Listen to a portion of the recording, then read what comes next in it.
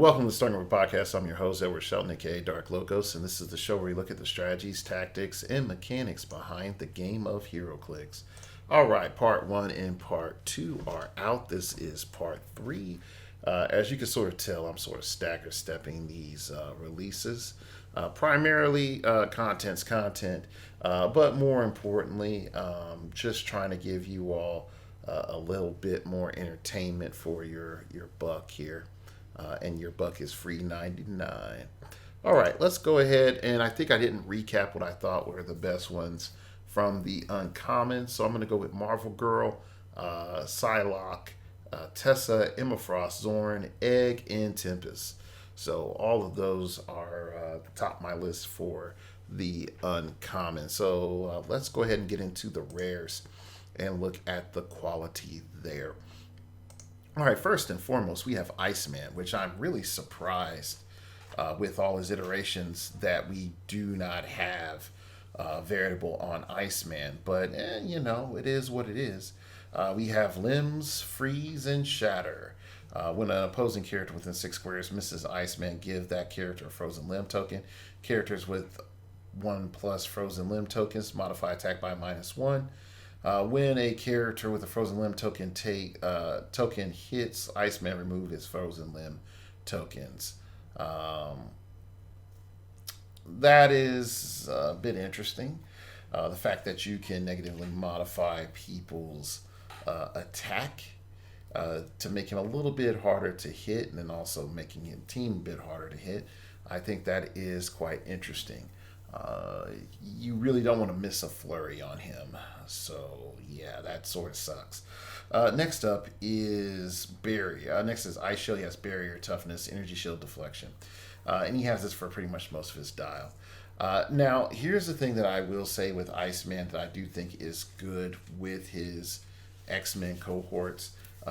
Putting him in a position where he is a threat, increasing his stats, and making him harder to hit and making him a focal point to be hit gives you a lot of leverage. And more importantly, that -1 being for all your enemies, not just for you. So I think that's an important thing. So I gotta give some props to Iceman. He's not the most robust character, but I do think he does make the list. Next up is Rogue. Rogue comes in at a lovely 90 points, starting with the hypersonic to the speed. And she has a trait Excalibur, Mystical Protectors, Mystic Team ability, but only triggers during ranged attacks, which sort of sucks. And Rogue has protected Mystic Team ability, which is okay. Turns out I don't need the gloves. Free. Choose an adjacent character and a standard power they can use. Until your next turn, Rogue can use that power and has that character's printed range value. Now, this is sort of neat because this could get you in access to some cool powers. But more in particular, for me, I look at Rogue of giving her access to, and I know this sounds a little fun or standard, it's just prob. Just straight up prop, or giving her access to impervious, invincible, regen, support. There's a lot of decent powers that she can get that would be nice. Not too much that is in concert with her until you get to lower dial and you get access to flurry, so that's cool. The Battle Fury, it gimps her really hard, but it is what it is. You have Team Up Gambit. That's number 2. If both Rogue and the listed friendly characters are on the map, they can use support, but only to target each other. That's, again, sort of suck. Team Up, question mark, question mark, question mark, Captain Britain, Gambit, Jubilee, Richter. Listed friendly characters are on the map, Rogue and the listed friendly characters. Excalibur, Mystical Protection trait also triggers with close attacks. If +3 are on the map when they hit after resolutions, heal the attacker 1 click. Now, in my opinion, this is mediocre because I need a team up card to get standard mystics when I should just get standard mystics. So fundamentally, I feel like you have to run her 001 card if you're going to play her at all. Now, if we want to start talking about point values, at 60 points, she's a lot better than at 90 points and a lot more useful. So, yeah, I'll just go ahead and add in Rogue. Next up is Vulcan. You have Omega level energy manipulation, but he can't be disrupted. When Vulcan is hit after resolutions, give him an energy disruption token. Modify his defense by -X, where X is the he can be disrupted, not this. He cannot be disrupted. But anyway, modify his defense by -X. X is the number of energy disruption tokens. At the end of your turn, remove his energy disruption tokens and heal them that many clicks. I am not too gung-ho about this because this is a power that heals me if I am hit, and I am not guaranteed to only be hit for one or to take one damage. I am the universe, hypersonic speed. When Vulcan uses after resolutions, he may make a close attack targeting a character that hasn't been hit this turn. Not too impressed. Definitely not too impressed with that. So let's overall, is this worth it at 140? My answer is no. Is this worth it at 75? Yes, just not for his trait. So that's something to consider. Having his range in the outwit and everything else, I gotta say, low die Vulcan is decent enough.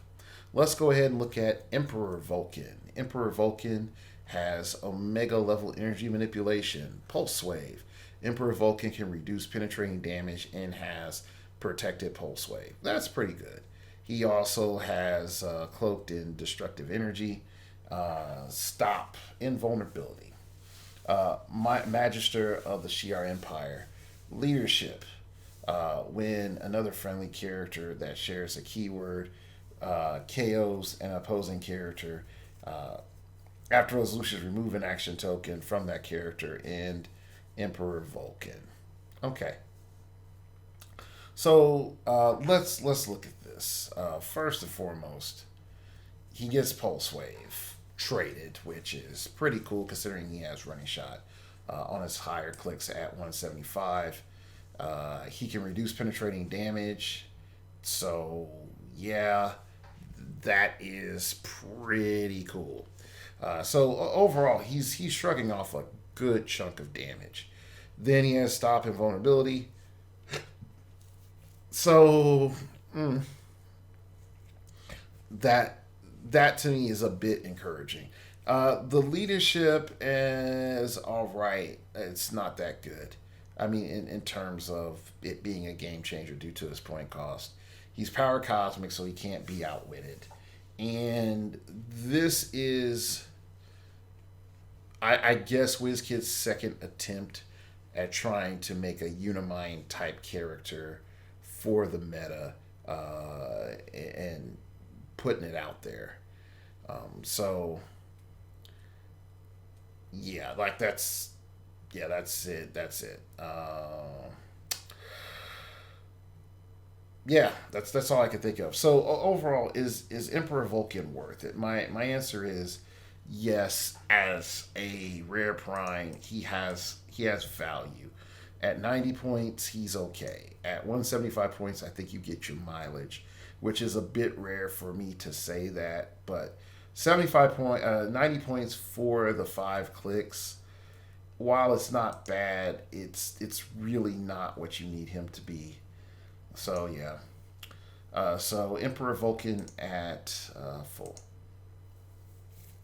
All right, next up is Prestige.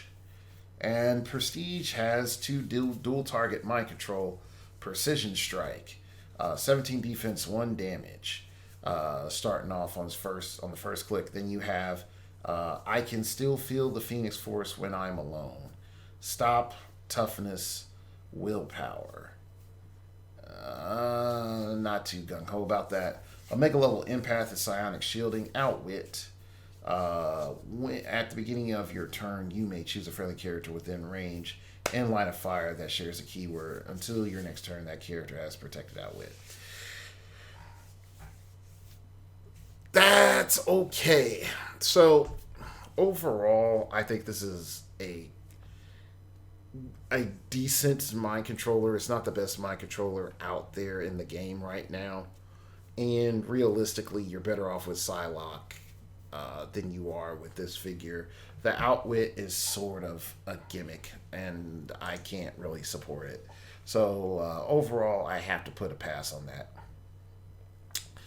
Next up is Storm. She's our lovely Krakoan Revival flyer.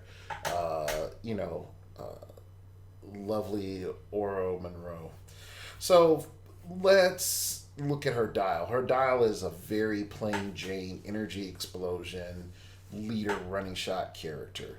Nothing really to see here, but she has improved targeting towards characters, and she has the trait my best. No, the main bolt is still charging.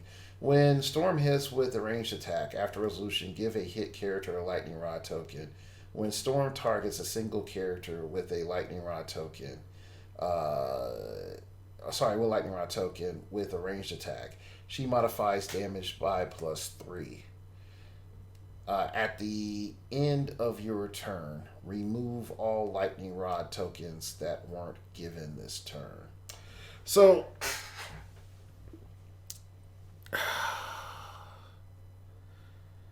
yeah, like I think this is okay.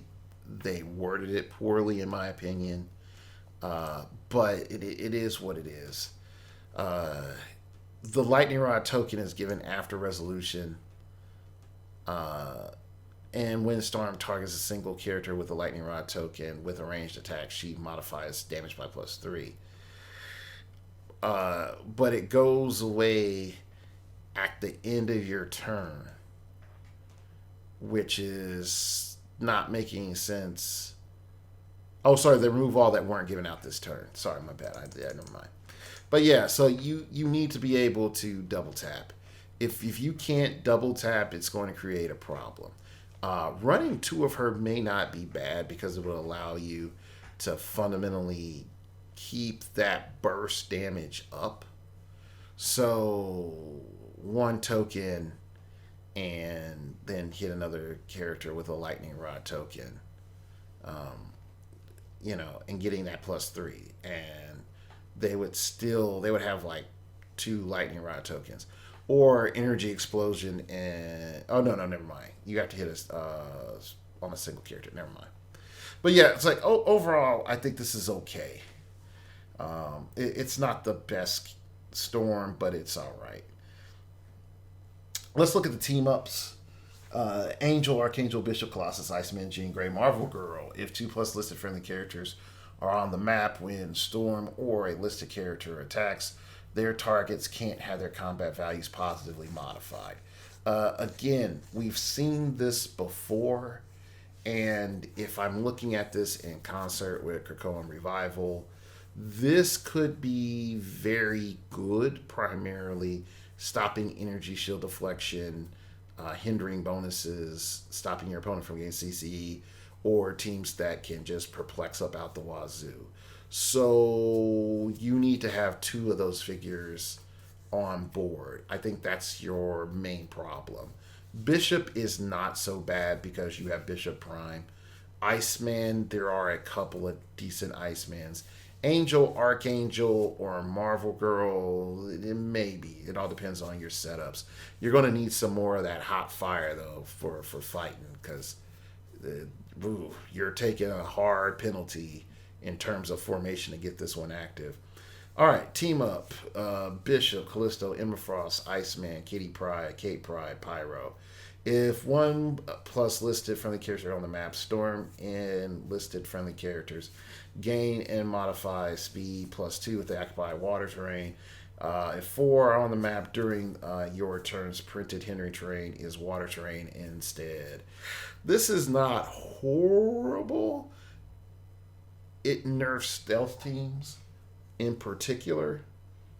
very bad. Like, it just really nerfs stealth teams. So this does have some advantage if you want to run, the whole shooting gallery thing and you're up against Batman family. This is a situational. It's a situational team up. Because you need to have four of them on the map to turn the Henry train into water. All right. Then the Jean Grey Marvel Girl Nightcrawler. If 1+ is listed friendly character on the map, Storm and listed friendly characters can use support. If 2+ are on the map, opposing characters within 3 squares in line of fire to them can't use phasing, teleport, pulse wave, defend, and support. Yeah, still not too gung ho about that. Overall, you're going to use the number 1 to stop the stat modification, and I think that in and of itself, if you play it right, can fundamentally just change games. So in a Golden Age game in particular, I think this team up is hyper oppressive, because that's what a Golden Age game is about, is stat modifications. All right, next up is armor. And we can help each other. That's what we do. Defend. Invulnerability, giant reach 2. So 18 defend is not that great. She has Earthbound and support with a 9 attack, which I am not super happy about, but I can see why. Everyone get behind me. Stop. When this click is first revealed, after resolution, you may place armor in a square within 3 squares in line of fire. So that can be sort of interesting, because after she takes damage, she can sort of boof away, mind you. Also, the fact is she can be mastermind too, and also something else to consider as well. X-Men team ability will allow her to heal back up, allowing for your mastermind fodder to be even more annoying. So overall, I have to give armor a must play or a must consider. Then there is Kid Omega. I looked at Kid Omega. I play tested Kid Omega. I feel Kid Omega is pretty useful. So you have the Mutant CIA. You have Omega level telepath. You have mind control when Kid Omega uses it. He has improved targeting elevated in characters, and then he also has stop super senses. Now, the fact that he has mind control with a 12 attack, he can shoot over elevated, allows him to get into situations to mess with people that normally you wouldn't be able to maximize. In like the trenches map, he becomes a mind control sniper, which is really good. And I like the fact that he has a lot of utility. The shape change up front is sort of useful. Once he gets hit and gets knocked to a stop, he is this running shot attacker. I really wish he did have X-Men team ability, but the fact that they gave him that stop, I sort of understand why, but sort of don't, because armor has multiple stop clicks. So yeah. All right. Next up is Professor X, and I'm gonna say this. I'm not even gonna go into his dial because his dial is horrible. It's just horrible. I don't like anything that Professor X does as a character. It's sort of craptastic. That being said, let's look at the team ups, because I think the team ups are where you start to really seriously think about Professor X. Team up. If both Magneto, number 1, if both Professor X and the listed friendly character are on the map, they both have protected pulse wave. That is not good. It's just not. So, yeah. Next up, team up Magneto, number 2. If both Professor X and listed friendly character are on the map, they can use Colossal Symbol, Impervious, and modify their combat values by +1 when they have 2 action tokens. That is sort of useful. But not useful enough unless you have a really good Magneto. Like from this set or from Days of Futures Past. Not Days of Futures Past. The X-Men Dark Phoenix Saga, the colossal one. I mean the 2x2. So that has some potential. Team up Callisto, Karima, Magneto. If the list friendly character is adjacent to Professor X, they both have protected outwit. That's dumb. That's not good. Here we go. Here's our winner. Team up Illuminati theme team. If 1+ friendly characters with Illuminati keyword are on the map, equipped opposing characters can't have their combat values positively modified. This can be a bit game changing, but we already saw Storm do the exact same thing without a character being equipped. Now, mind you, Storm needed to have 2 of the people on the map. Professor X only needs to have 1, and they have to be equipped. So does this balance out a little bit? And it doesn't. But yeah, I can't say Professor X, even with the ID or with the team up cards, is a go. So next up is Cardinal, and he has the trait Mutant Chimera. When Cardinal uses the X-Men team ability to heal another character until your next turn, that character's defense values become 18. Now that's pretty good. That's pretty good because that can actually help out a lot of various characters. When another character uses the X-Men team ability to heal Cardinal this turn, his attack and damage values become equal to that character's printed values. So this means you can use another character to buff Cardinal. So, yeah. Now, some of you might be saying, well, why would I do that instead of using the other character? Well, because of that lovely hypersonic to the speed. That's why. That's why, my friends. Okay. Next up, genetic predisposition for nonviolence. When a friendly character within line of fire is damaged by an opposing character, give Cardinal an Apocalypse Seed token. Free. Roll a d6 and add the number of his Apocalypse Seed tokens. 8+, remove all action tokens from him. Turn him to click number 6, and he can't use his traits for the rest of this game. Well, never mind. Take that back. So none of that hypersonic speed goodness. Anyway, his special power, which is Terminal Apocalypse, Colossal Stamina, Cardinal has protected outwit. At the end of your turn, if Cardinal did not hit Cardinal did not hit this turn, deal him 1 unavoidable damage. Gosh, that sort of sucks. Free. Remove any number of Apocalypses token until your next turn. Modify combat values by +1 for each token removed. For the points, it's rough. I can see why and why not to run Cardinal. At the same time, I'm pretty much decided I'm not going to endorse Cardinal. Lord Cardinal, yes. Cardinal, no. All right, let's talk about Magneto. I'm just going to say Magneto's an auto-in because he has Colossal Retaliation, and he also has Krakoan Revival at 90 points. So he functionally has everything that he needs as a figure. So I have no real gripe with looking at him like that. So I'll just put that there. But let's just look at his team ups and look at his defensive special power and stuff. So team up Apocalypse question mark Professor X. If +1 listed friendly characters on the map, listed characters can use probability control. Teamed up with this Professor X in this set, it's not good. If 2+ are on the map, opposing characters within 3 squares in line of fire can't use mind control, incapacitate barrier, and probability control. Yeah, that's not good enough.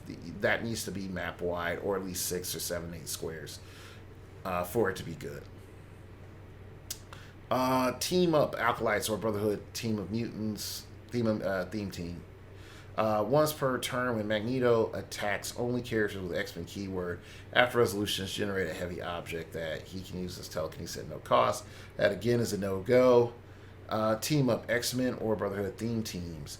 When Magneto attacks only characters with the ruler keyword or that can use leadership, after resolution, remove an action token from him and give each hit character an action token. Moderately useful overall. Not bad, but moderately useful. Acolytes theme team. When establishing theme teams, friendly characters with the Acolytes keyword gain Brotherhood of Mutants keyword. That's the actually most useful one. Other than that, the rest of these can just go fly a kite. Go fly kite. Kite. Kite. Let's go fly a kite. Up. It was up. I forgot it. I forgot the Mary Poppins song. All right, Dr. Celicia Rise. I love this chick. She was another one of my favorites. Reading in the 90s. Yeah. Wow. There was one comic where like her and Beast got married. I thought was sort of fitting. So anyway, let's see. We have Sidestep. We have 11 Incapacitate. We have Special Powers. She has Force Field Triage, Barrier, Defend, Energy Shield Deflection. Yeah, that's about right. That's about right. You need time to heal. Support. Dr. Celicia Rise uses it. After resolutions, that character modifies the defense by +X until your next turn. X is their number of action tokens. So, yeah, like, that's straight money. She is straight money. So, I definitely think that you should play her. All right. Let's go to Karima. She has the Sentinel and the X-Men Detective keywords, which are pretty decent. She has Running Shot, Precision Strike. Her team-up is Robot Theme Team. When establishing theme team, friendly characters with the robot keyword gain Sentinel keyword. Now, if the standard format was 400 points, she would be extremely strong in the current format. And I think she is probably one of the few that are worth building around to make people sort of reevaluate the Sentinel theme teams. But her cost is ridiculously high when we're starting to talk about the standard mechanisms of designing a Sentinel theme team. And because she's not, like, if she was offering us that lovely 4 damage on the first click, I think we would have a different conversation. But unfortunately, she comes in and starts taking the place of Cyclops Sentinel, and that sort of sucks when it comes to Sentinel theme teams. She also has Team Up Marauders theme team. The 3+ friendly characters with the Marauders keyword are on the map. Karima and listed friendly characters can use poison, but only deal damage to characters with X-Men keyword. That sort of suck. That's too limited, and yeah. She has improved targeting, nor is elevated, hindering in characters. So again, you can sort of see they're trying to say, like, hey, you remember Cyclops Sentinel? You can sort of fill her in instead. You have tailored Bioblast when Karima hit targets can't use stop this turn. And you may choose a standard attack power. She can use that power until she chooses again. Now, yeah, she's starting to swing a little bit more into my favor. Oh, Ray shielded, energy shield deflection. that sort of hurt her to get mind controlled by Master Mold. I'm just going to be 100. But I mean, like overall, I think there's something to look here. I think maybe building with Karima can be useful. Hope Summers.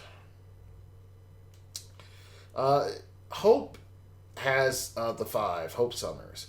When another friendly character is chosen for the Krakoan Revival trait, after resolution, choose a standard power that character can use. Hope Summers can use that power this game. A couple of Krakoan Revivals and Hope can be pretty useful, but just starting out, she's not that good. Psychic power duplication free. Choose up to 3 standard powers that adjacent friendly characters with the X-Men keyword can use. Hope Summers can use those powers until your next turn. You're doing the copy thing, and you can do up to 3. And depending on the situation, it can be really nice or really bad. So I don't know what to say. Team Up, Egg, Gold Balls, Elixir, Proteus, Tempest. If 1+ friendly character are on the map the first time Hope Summers or any of the listed friendly characters would be KO'd, instead turn them to their last non-KO click. Then roll a d6 and heal them equal to half of the result. Protected Pulse Wave. This is good because you're not Krakoan Revivaling. And if you're also with Emma in her diplomatic immunity, your opponent has failed to get like a key figure like Elixir off of the map. You haven't triggered Krakoan Revival. Yeah, I like this. Team Up, X-Men Theme Team. When Hope Summers attacks only characters with the robot or sentinel keywords, she modifies attack and damage by +1 and deals penetrating damage. This is worthless. This is truly worthless on average. Alright, so let's go ahead and add Hope Summers on there. Next up is Proteus, the 5. When a friendly character is chosen for a Krakoan Revival trait during your next turn, that character deals penetrating damage and modifies damage by +1. That's not that great. Burning through host bodies, stop Mastermind. A firmer grasp of reality, exploit weakness Perplex. When Proteus uses Perplex, after resolutions, you may move the target 1 square. This is moderately okay for the price. It's okay. It's not hyper useful. I would pass on this. Then there's Chode or Code or whatever. Improved targeting. Once per ranged attack, this character can draw a line of fire through 1 piece of blocking terrain. Immediately after an attack resolves, destroy that piece of blocking terrain. Protector of the Swashbucklers, Space Pirates, Defend Enhancement. That's not bad. When Chode uses enhancement, friendly characters with a Starjammers keyword modify damage by +2. That's sort of good. Kree, my pet. When Chode starts the game, generate a Kree bystander that gains the Starjammers keyword. Kree is charge, poison, 19 defense, and tiny with 1 damage. So Kree is not that useful. Just being honest. Overall, if I was playing like 2 Chodes, that could work. Because I could have a 13 attack and 5 damage with Ranged Combat Expert, at the jump. So that can be something. But I think overall, I think most people are probably going to end up passing on him. And I'll pass on him too. Then there is Raza. Raza has Delis, Swashbuckler, Space Pirates, Precision Strike, and Power. When Raza uses power, it's +2 instead, blah blah for Starjammers. Parry and riposte. Super senses but succeeds on 4 through 6. When Raza evades a close attack after resolutions, deal the damage to the attacker equal to their printed damage value. That's okay. Yeah, that's okay. Is he worth? Is he worth main board? My answer is no. All right, so we're through all the rares, and we're 35 minutes in. So I'm gonna go ahead and keep going through the super rares and yeah. But just to summarize, my definitely picks are Iceman Rogue, Vulcan, Emperor Vulcan, Storm Armor, Kid Omega, Magneto, Doctor Selisa Rise, Karima, and Hope Summers. All right, let's look at Maggot. Maggot is another. Oh gosh, I used him for the image for this review because he is, Black Hero Click, Black superhero. But also, like, when you go and look at the history of Maggot, the fact that Maggot is, has these great parents that worked really hard to keep their son alive, and they gave him the special gruel that he has to eat. And then he comes to find out the reason why he is the way he is because his superpower was feeding off of him. And he just needed to let these two things out and let them eat for him. And you would think, with all the bad things that happen in his life, that he would despise his superpowers, and he just comes to embrace it and see all the things that he can do with it. So I like Maggot. All right, so let's go ahead and talk Maggot. His base powers are sort of whack. Let's be honest. His price point is right where it should be. He has his kind of gross, free, generate an eeny or meeny bystander. Unless Maggot's bystanders of that name have been KO'd, each max 1. But it's how I live. Free. Remove an adjacent eeny, meeny bystander from the map. If you do, remove all of that bystander's food tokens and give them to Maggot. My digestion is weird. Free. Remove a food token and choose 1. Heal 2 clicks, or this turn Maggot can use charge and modifies his combat values by +1. So let's look at that. Let's look at Eeny and Meeny real quick. External mouth. When Eeny hits, give it a food token, and it has charge and exploit. And Meeny has charge, poison, combat reflexes. And it has the same thing. When it hits, give it a food token. So when these guys build up their food tokens, they can, when reabsorbed, they can give it to Maggot. Now, I would make the argument that Maggot is a mid-game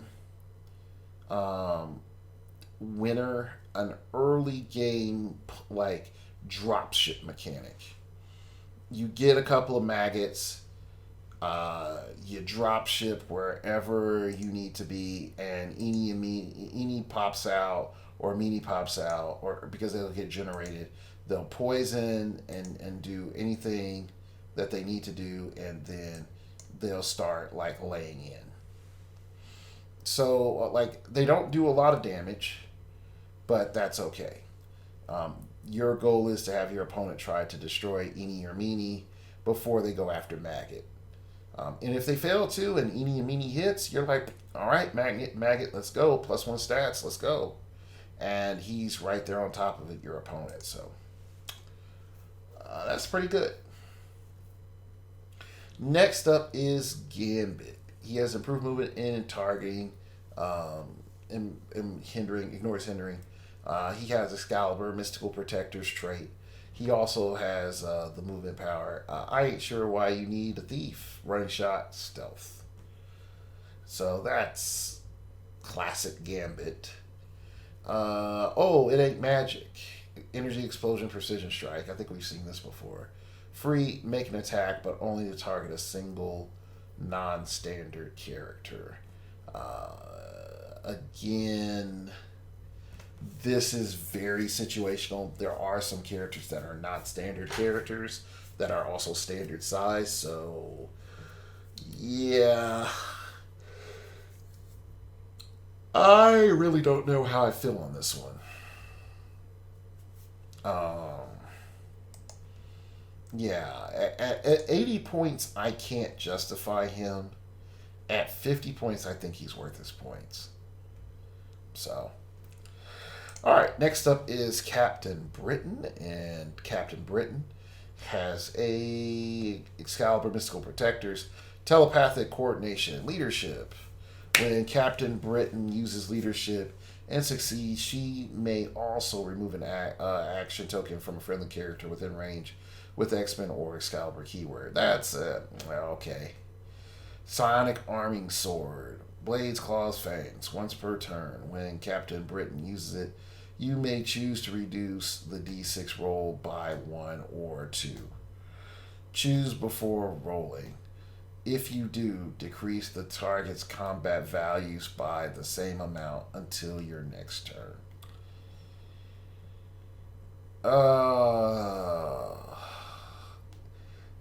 I like it.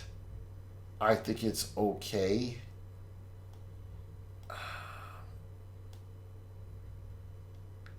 I think in terms of if you're able to choose before rolling that you're willing to take a hit in damage to lower your opponent's stats, you're using her as a setup. And if you're going to use her as a setup, you have to play to 80 points. Paying 30 points for her, I don't think is worth it. Uh, yeah, I don't think it's worth it. You have too many other better characters that are doing just sort of the bare bones that this character does, unless you really need a leadership and outwit. So yeah, so I'll put a Captain Britain on there. All right, so let's keep going. Let's. All right, so let's look at Jubilee. And Jubilee has a Excalibur um, trait. You also have a special movement. You're not a human baby. Running shot, wing symbol, giant symbol. Jubilee has protected outwit pulse wave. That's pretty good. Dragonfire. Modify range by +3 penetrating. Yeah, modify range by +3. Psychic Blast. Free. Remove all non-debris token markers within range from the map. Shogo's Transformation. Free once per game for all friendly characters with this power. If it's your 5th turn or later, or the map name includes Otherworld, turn Jubilee to click 7. Now, you're only getting this power on your first click. And for 50 points to be able to just be like, yeah, we're just doing this, I think it's worth it. Other than that, I'm just sort of at a loss on this figure. I think the first part of the dial is trash, and our second part of our dial is ridiculous. There should have been some balance, just a little bit, but I mean, it is what it is. You have certain incentives to play her, and so I will put Jubilee in as a figure to go check out and try to get. All right, next you have Kate Pryde, and she has improved movement, ignores characters. She has Krakoan Revival. She has released the Tiny Dragon at the beginning of the game. Generate a Lockheed bystander. Then you have Confiscate and Disrupt Illegal Drug Shipments. Friendly characters with the Hellfire Club Marauders or Pirate keyword can use Still Energy. When Kate Pride moves through an equipped opposing character, after evolutions roll d6 on a 5 through 6, that character unequips their equipment. This could be good for X-Men, but the fact the fact that you're looking at this dial and she's a bit soft, I really don't like that. Call me Kate, the red pirate queen. Phasing, teleport, sidestep, stealth, passengers 3. So she's going to be your Krakoan revival slash dropship. And if I'm looking at it realistically, that's a lot to put onto its plate, but I'm not a believer yet. Lockheed is not bad. So overall, it's one of those. It's between C minus and C plus and B minus for me. So I'm just going to pass on Kate Pride right now. All right, so let's talk about Nightcrawler. And Nightcrawler has appeared as a interesting Krakoan revival, primarily because his mobility and that he can get characters in and out to the Krakoan revival point. I think that is something that is quite interesting, and I think that's probably overlooked with Nightcrawler. He has Passenger 1. He also has getting the X-Men in position, facing teleport, stealth. When Nightcrawler uses facing teleport and carries a friendly character that shares a keyword, after resolutions you may place him in a square he began movement from.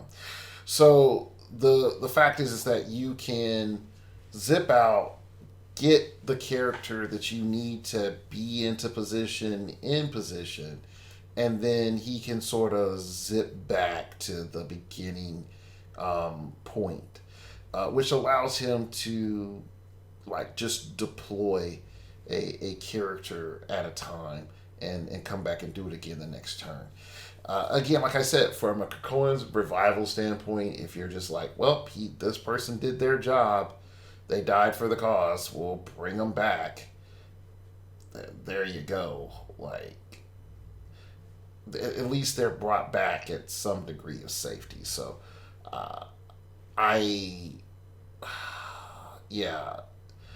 I'm definitely looking at this in a different light than I did previously. Now, his lower point cost means you're not bringing back any chunky X-Men, but there are enough lower point X-Men that he can still save. Not having any traded, any team up cards, I think is what actually shot him in the foot. There could have been so much more potential there. But yeah. Anyway, let's look at his defense power. Saving mutant kind, 1 mutant at a time. Super senses when a standard friendly character within 5 squares in line of fire that shares a keyword as attack. They can use super senses, but only if Nightcrawler has line of fire to the attacker. That's a lot. That's a lot. When they use it and succeed after resolutions, place them adjacent to Nightcrawler. That's a whole lot. You have to be able to see the attacker plus the person being targeted to give them super senses. One or the other would have been fine. But yeah, I know it sounds bad. And you might be saying you couldn't put Kate Pride on there, but you're putting Nightcrawler on the list. I'm like, yeah, I am. And I know that seems a little bit hypocritical, but I think that he plays out better. There's more to Nightcrawler than I think a lot of people are realizing. Next up is Glob Herman. He has poison. Glob Herman uses it and deals damage to an opposing character. You may give him an action token. If you do, give all adjacent opposing characters an action token. The fact that he can just sort of lock folk down, I really do like this. And if you're able to combine him with an end cap or some other mechanics, he can be quite abusive. Omega Gang Enforcer, Charge, Plasticity, uh, Glob, Herman deals penetrating damage to adjacent characters.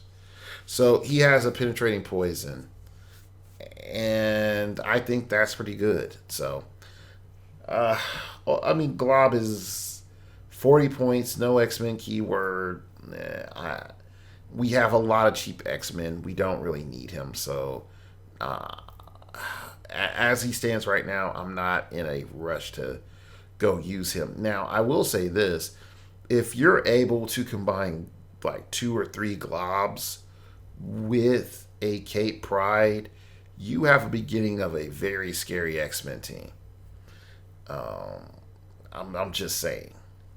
So I might actually have to write that one down. Cape Pride and globs. Hmm. We'll see. We'll definitely see. Maybe some Emmas too. So you just can't like do a bunch of damage to them. I don't know. Maybe, I don't know. We'll figure it out. All right. So I'll add Glob Herman to the list. Next up is Cable.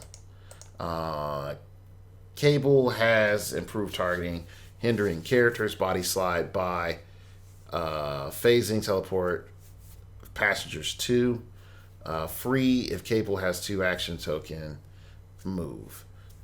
So that's pretty good. Mom, is it cool if I trade with Raza?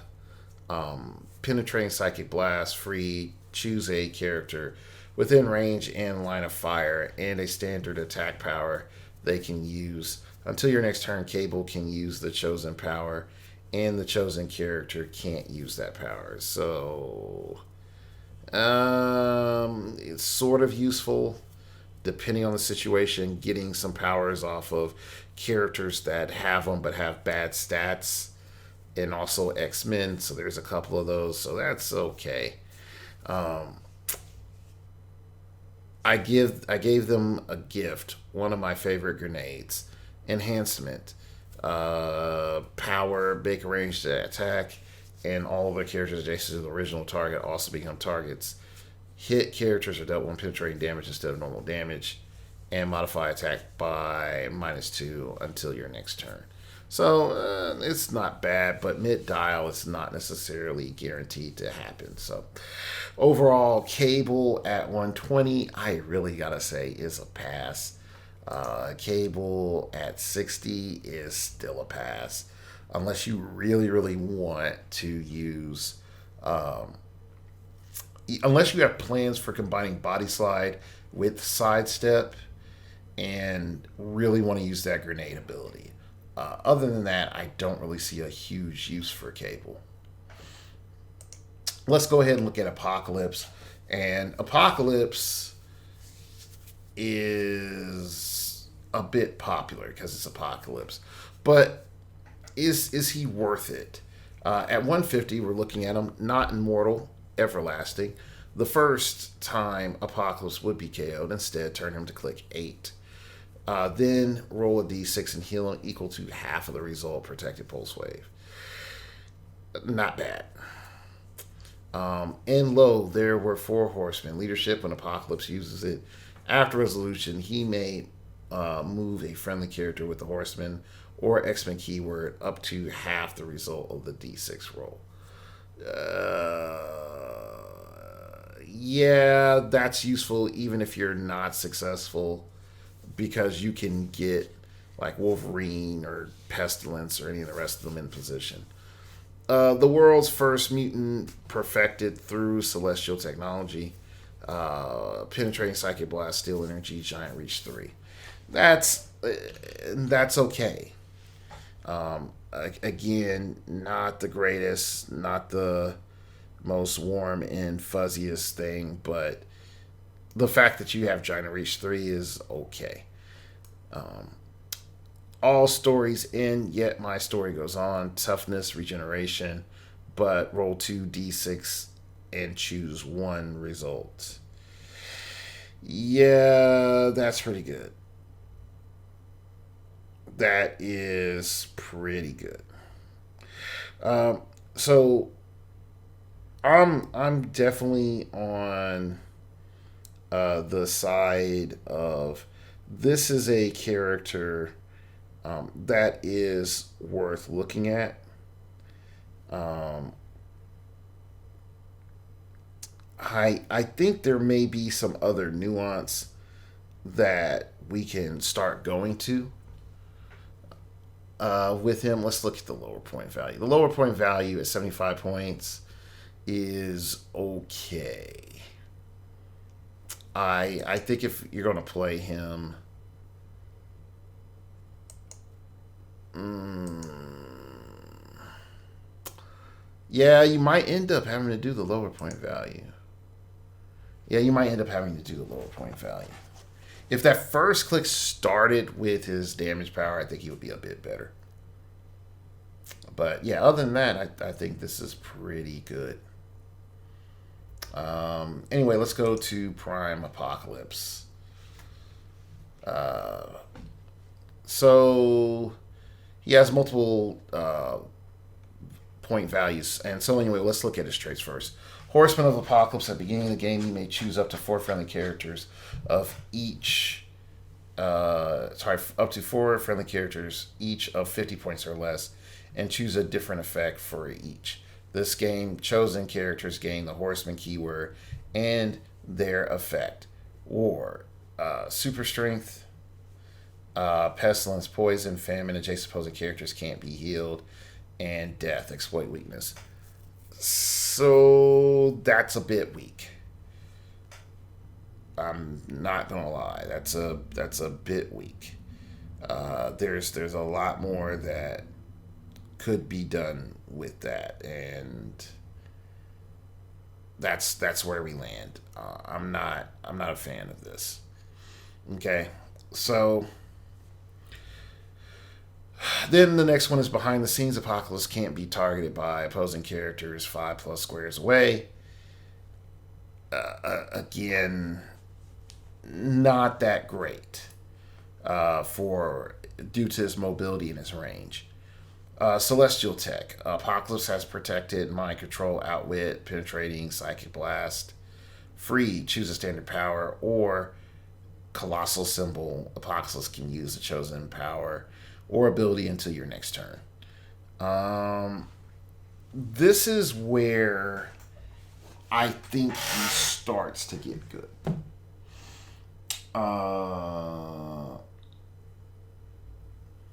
Because if he can choose Flurry, he comes out the gate and has some charge Flurry that he can do, and it can just be devastating to some just to some teams. Also, just giving him access to like prob or outwit or some other things like earlier on. His last trait, remake the world to my vision. Friendly characters with the Horseman keyword can use Steal Energy. Overall, am I super impressed? Not really. There could be some potential with War giving characters super strength that didn't normally have it, so you can use it to help equip Apocalypse. But I fundamentally believe that you're going to be equipping Apocalypse to make him useful. That's the only thing that I can see happening, and then stacking his pick of power on top of that. But I don't believe that he can take a hit, and there's too many things that just come punk him. So that's just my thoughts. All right, so let's keep going. We have Black Tom Cassidy up next. Is Mutant CIA at one with the island shape change, but only if Black Tom Cassidy occupies hindering. Krakoan defense system, sidestep free if Black Tom Cassidy's hindering terrain. Place Black Tom Cassidy in a square of hindering terrain within 5 squares. So it's pretty much out of the shadows. Overall, if Black Tom Cassidy had a Mjolnir, he would be sort of good, but unfortunately he doesn't, and I think he sucks. So yeah, there you go. Juggernaut, I'm not going to go into Juggernaut because Juggernaut just has a whole ton of fun. I would encourage everybody to just take their time and examine Juggernaut if you haven't. I'm going to say something that's going to be a little bit controversial though with Juggernaut. I like Juggernaut at 100 with Doc Ock arms, and I think that he is a game changer. And without Doc Ock arms, I think this piece unfortunately fades into the background rather quickly due to the current circumstances of the game. It's a really good piece. It's a really designed piece. But if EarthX retires this year, fundamentally the main engines for what this figure does that allows it to be competitive goes away. And he needs to have access to Flurry. And we're also losing, specs and a bunch of other things. So yeah, like just chuck it. Like this figure is good. Played at 100 points. It's, congratulations, Krakoan Revival. You're going to bring back Juggernaut as a big bad, bruiser. But until he has another access to like a clippable Flurry or access to being given Flurry, I think Juggernaut is going to have some problems. But other than that, it's a well-designed piece.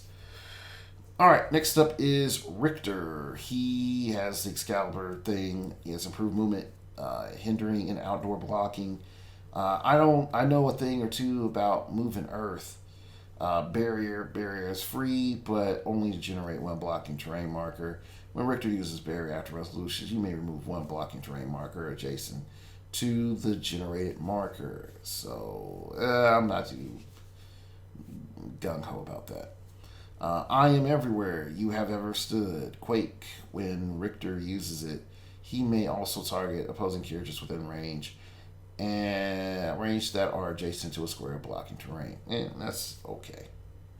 I will say a mediocre okay on Richter. So yeah, he's not as good as Quake, but yeah, it's okay. Mother is her +1. The first death of Moria X. Free until your next turn. Moria, a mother may use her display damage power twice per turn. That can be very strong in a X-Men theme team because you're able to just simply X-Men heal her back. And there are more than enough characters just to X-Men heal her back. And to have a 35-point character is just like, hey, I +1'd and I took damage. But then I get an X-Men heal. So yay, I'm going to do it again. And with little consequence due to team design. That's something. Also, her continuity problem, like her continuity penalty is crap. It's crap. All right. And what I mean by crap, I mean it's like of little consequence. Next up, the fifth death of Moria X. Free. Choose a standard character with the X-Men keyword within 6 squares in line of fire and modify its combat values by +1 until your next turn. Mother's KO effect gains this game. Friendly characters with the X-Men keyword can use Perplex this game. Again, her stuff is jank. Then -5, the ninth death of Moira X. Until your next turn, you may reroll each attack roll once in addition to other rerolls. Mother's KO effects gains this game. Friendly standard characters with the X-Men keyword can use probability control. So here's why this is all jank. If you're able to go enough turns, you need to have 10 turns. So 8 of building, 2 of spending. If you last that long, she's going to wreck you. Because the moment you kill her, it's like, hey, guess what? My entire team has Perplex. My entire team has Prob. Thank you very much. So yeah, I don't want. I think she's imbalanced, but overall she's very strong. So I would definitely side. Um, I would definitely say you need to get Mother. Next up is North, and I've looked at North previously, and his Mutant Chimera is really nice being able to use X Men Heal to make a character's attack a 12. The telekinetic shielding, energy shield deflection when North is targeted by a non adjacent character for that attack, you may choose that he can't use energy shield deflection and instead increase the result of his impervious and super sensitive roll. That is pretty nice by one.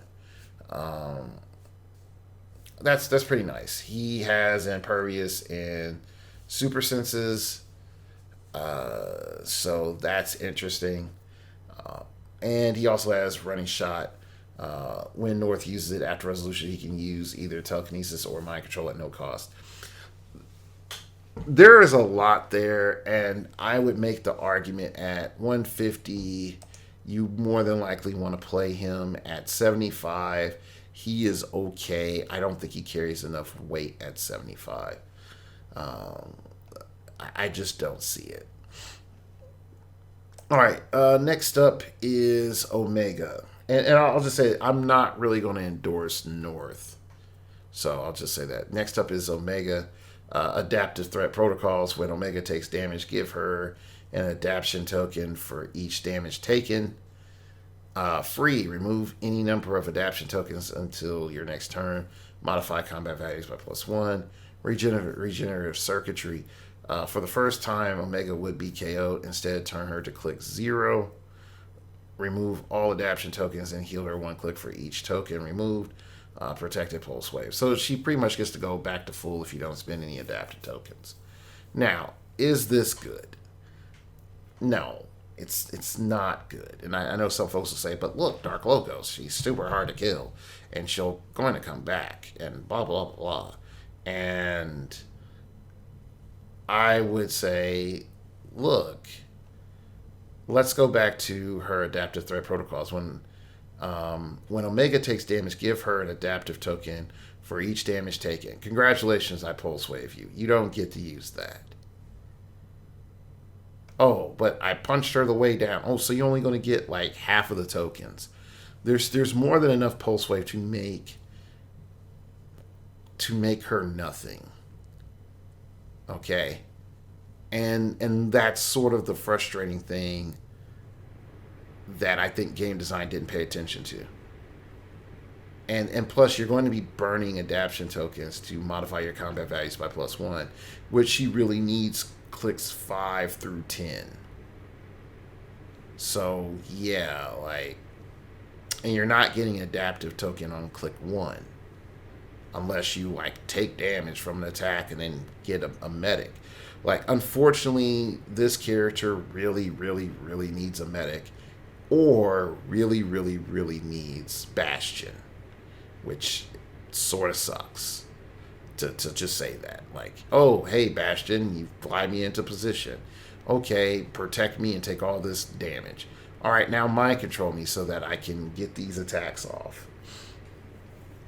Like, that's it. Like, that's what I see. I mean, I could be wrong, and I'm willing to be wrong, but yeah. All right, let's go to Waldo. Brain of Starjammers itself, Passenger 4. When Waldo carries, it may carry friendly characters with Starjammer keyword that are up to 4 squares away instead of adjacent. That's not bad. So Waldo turns into our new hyper taxi, so something for us to think about. Sikorsky, the ship medic. When Waldo starts the game, generate a Sikorsky bystander that gains Starjammer's keyword. Yay, there you go. And that's a 12 attack support autonomous character. So yeah, we're doing it and doing it and doing it. Yeah, we're definitely doing this one. Emergency protocols activated.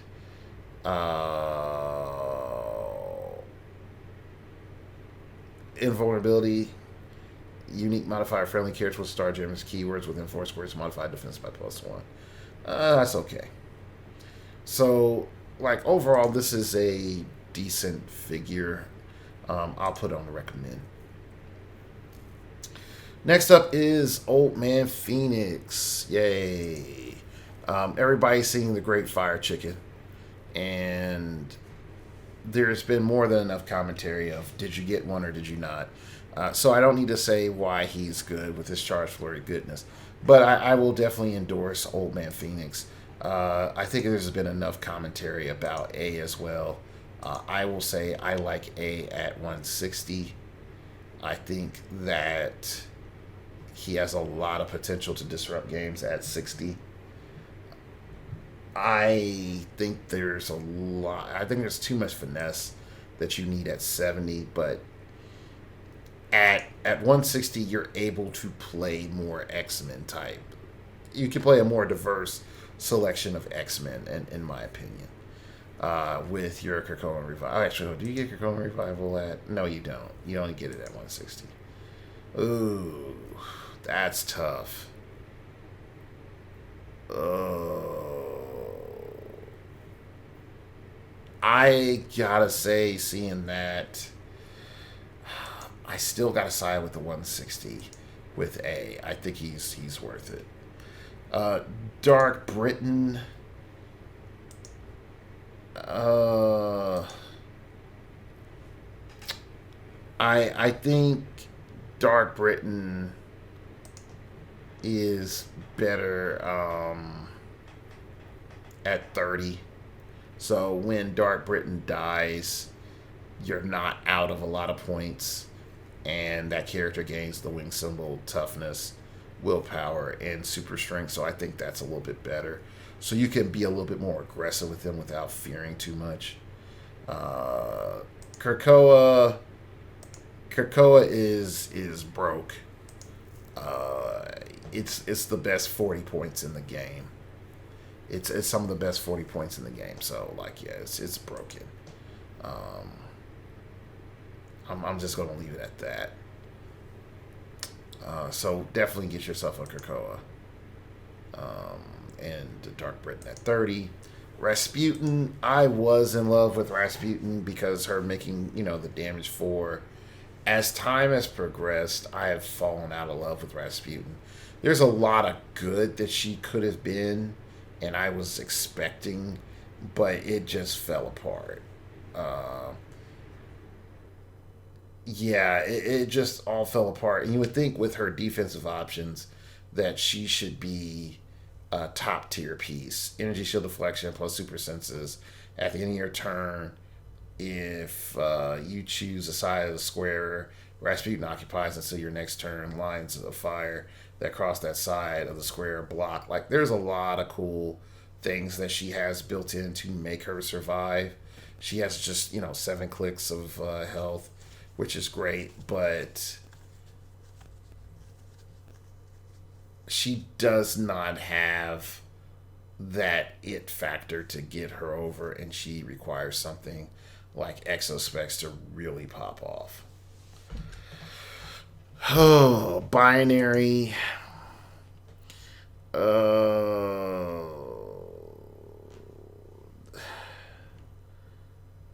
can be good, but I really need to see it in play with her being able to pulse wave for free potentially. Cosmic star power, pouring out energy explosion, psychic blast, poison. That's mid dial. You need that beginning dial. So I can only say like 100 points binary is trash because that dies too easily. Like no one wants that. So yeah, like I gotta be 100. And then there's prize support rogue, Excalibur, trait. We stop the monsters. We seal the whatever that was. When rogue KOs an opposing bystander, after resolution is KO all opposing bystanders. That is so good. I killed him. Sideline active when a friendly character named Rogue KOs a higher point opposing character. Roll a d6 if the KO character was 100 points plus Increase the result by 1. 6 plus, you may replace that rogue with this character on the same click. Okay. So you can replace sideline active rogue. So this is pretty nice. She just sort of comes in and gets upgraded. So that could potentially be a lot more interesting. But yeah, so that's my set review. I know some of you are going to say, like, well, what about the fast forces? We can look at the fast forces real quick. Wolverine at 75 points. I've got to say, this is okay. This is not great. This is okay. At 50 points, I can say it's reasonable and it's okay. That's all I can say about that. But I would also make the point that in a Krakoan revival world, this Wolverine could be a little bit more annoying than people think. All right, Beast team up. He has 2 team ups. One with, well, we'll say team up 1. If plus 2 listed friendly characters are on the map, Beast and listed friendly characters can use X-Men team ability as free. If 4 plus on the map, when they use it, heal 2 instead, which is sort of useful for classic X-Men. X-Men theme team. If 3 plus friendly characters with the X-Men keyword on the map, Beast and adjacent characters have protected poison, which is sort of meh. I mean, I really do mean it. 5 steps ahead is when an opposing character takes a free action, give Beast a planning token. Free, remove 2 planning tokens to remove an action token from a friendly character with the X-Men keyword. Now, this is actually useful because you can just start removing action tokens from a character. So, yay. Next up is Marvel Girl at 75 points.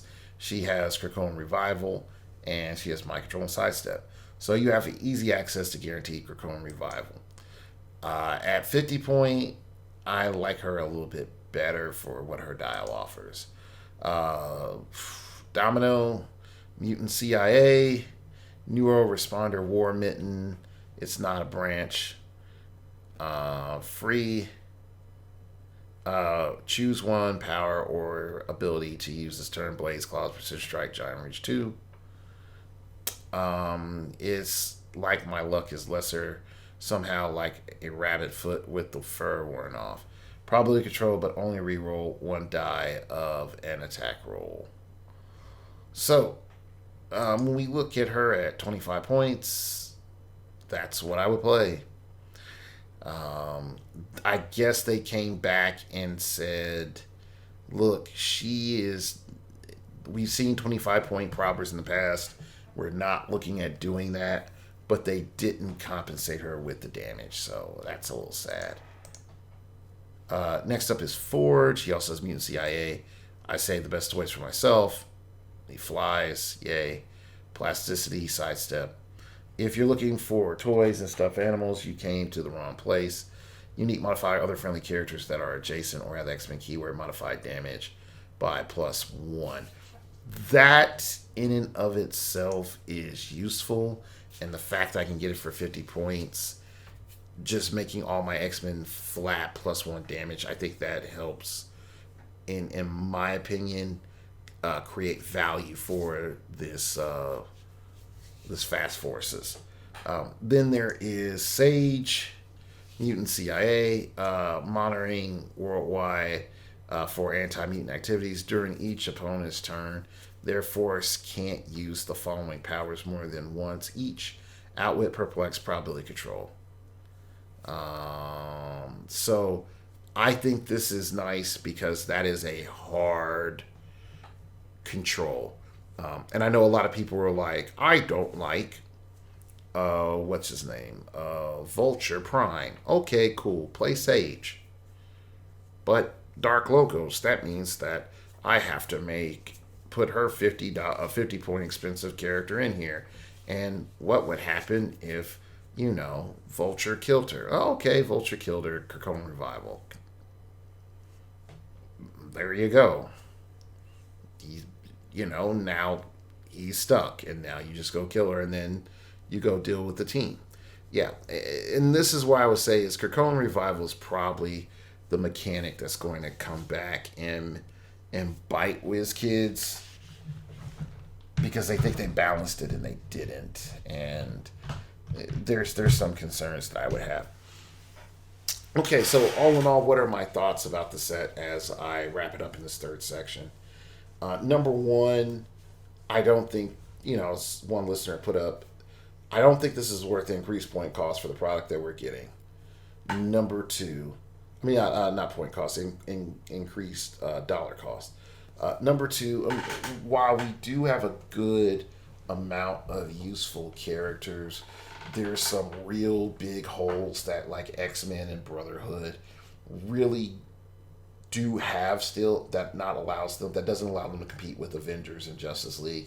Well, with Avengers in particular, but I think it's really hard to actually compete with Avengers. The next thing that I think that comes in is that there is no unified plan or strategy with X-Men from an offensive standpoint other than point A at it and point Wolverine at it. And that part is a bit frustrating. Now you might say, but Dark Logos, you have about Psylocke, and what about Iceman, and what about Storm? And I'm like, yes, they are enjoyable figures, but I'm looking at just raw punching offensive power that is affordable. I think they're trying to move away from that with the X-Men. They want you to do more of a team mechanic, which is fine. The fact that you have some buffing that can happen with some sacrifices and a couple of X-Men heals to counteract what happened, that's fine with me because it's just an action economy exchange. Overall, is the set bad? No. Functionally, let's see. I'm recommending what? Let's see. Captain Britain, Maggot, Jubilee, Nightcrawler, Glob, Juggernaut, Richter, Mother, Waldo, Old Man Phoenix, Krakoa, and Dark Britain. And then I would also recommend that prize support. Rogue. So you can say, hey, Dark Logos, that's a lot of figures you're recommending. And I'll be like, yeah, this is enjoyable. But I would also say, take a step back, really decide how many of these figures change how you think about playing. Realistically. And I would argue there's maybe 2. And even still, however you view that, there's going to be some other limitations in play. Now, I think the best and frustrating part of everything that I've been looking at in this set is that they want to really emphasize Krakoan Revival and bringing stuff in and out. Not bringing stuff in and out, by keeping your characters in play.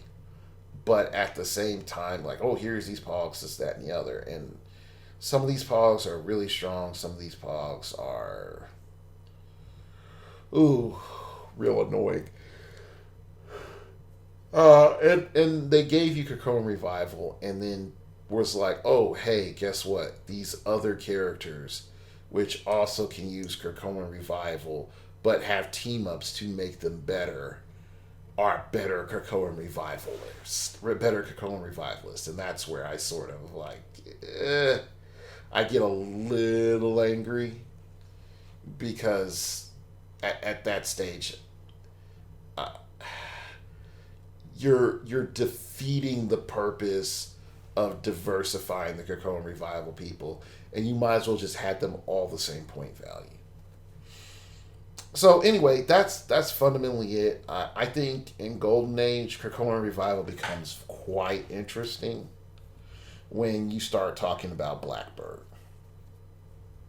uh, because you're able to ensure your resource, and I think that that train of thought will probably like wreck a bunch of people like in the future for Majestic's Age. I'll make a little note about that to myself. But all right, then that's it for these episodes. I really appreciate you for listening.